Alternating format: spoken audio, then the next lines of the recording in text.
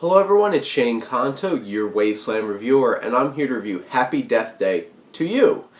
And did I think this film was going to get a sequel? After watching the film, this movie doesn't need a sequel, but it made a lot of money for Blumhouse, so they're like, we're going to throw a sequel at you, and I'm like, what the hell's this movie going to be about?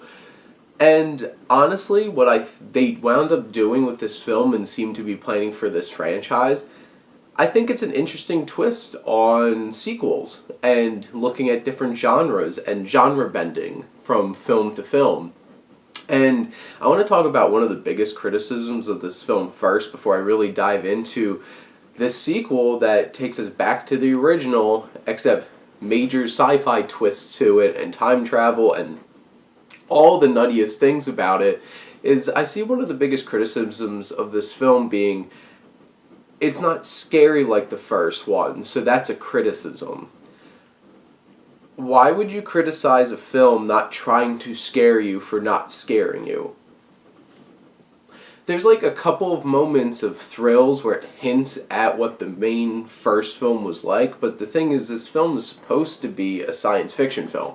And you can really tell that's where they're going towards in this film, and they lean on more of the comedy that really worked from the first one, so it's kind of like, why would you criticize a film for not doing something that it wasn't trying to do and wasn't supposed to be doing? I understand the first film was supposed to be like a soft side kind of horror film for teenagers, but this film really isn't trying to do that, so I'm not going to criticize the film for not being a horror film, because it really isn't, and I don't think it's really trying to be. And are there a couple thrilling moments? And to be perfectly honest, one of the weaker parts of the first film was the fact that it really wasn't scary. So I'm like, why lean on horror that really isn't working? Because I really enjoyed the first one, and it's one of those movies where it's like, I could watch this over and over again, but do I think it's a great film? Not really. It had a lot of weaknesses, but the thing is, there's enough charm and zippiness to it that makes it work and makes me want to sit and watch it again. And I can say the same about this film, is that it has a good pace to it. I never felt bored. And this film, in a film really about repetition, doesn't feel like they're really repeating too many things that makes me feel bored sitting and watching it. And that's the important thing.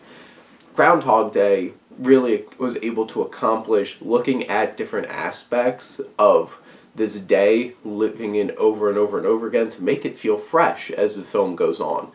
And when it does feel like it's dragging and mundane, that's the point. You see it in the character, and their characters reacting to that feeling.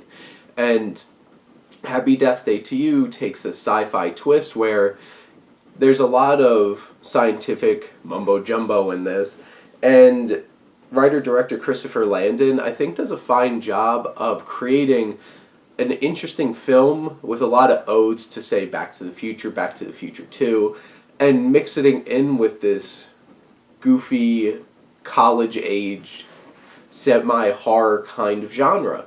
And I feel like it mixes pretty well, and I think that what they were trying to do works most of the time. I actually enjoyed this more than the first film, because I feel like getting out of this film, there was more scenes that really stuck with me than the first film. The first film, there's one big montage that was absolutely hilarious that really stuck with me. I felt like there's a lot more in this film that did stick with me. And I feel like a lot of that has to do with Jessica Rothe, who plays Tree, our main character, and I feel like she's fantastic, and I can't wait to see her more heavily featured in films. Didn't realize she was in La La Land when I looked her up the other day. I'm like, holy crap, I didn't realize that was her. But she has so much chemistry with all the different actors in this film, and has so much charisma, just carry scenes, especially when the dialogue doesn't work as well. Because some of the dialogue and some of the joke set pieces are really, really goofy in this film and don't really work. But there's a lot of moments where I legitimately laughed out loud. And there's one particular montage in this film, and it's alluded to in the trailer. I'm not going to give it away, but there is such an amazing joke payoff in this. And Jessica Rothe really, really, really sells it, and it works so well. And honestly, there's more supporting characters in this film as Ryan and Carter really get more to do in this film, especially Ryan, who is just kind of like pops in ever so often, seldomly in the first film, and they actually get things to do and add a couple more characters into this film and into the fold, and really trying to shake things up in this film. Some of the time travel logic aspects of this film, I had some questions by the end. I'm like, some of this doesn't make sense. That's the tricky thing of using time travel in a film and manipulating time. There might be parts where it's just like, that doesn't make sense to me. I'm not sure if that really works or not. But overall, I feel like this was an ambitious sequel. I don't think this film's going to work for everybody. I really enjoyed this. I got a lot out of this, and I'm looking forward to a third one. I know a lot of people are hating on this movie right now, and I can understand that. I feel like a lot of Blumhouse's work is very,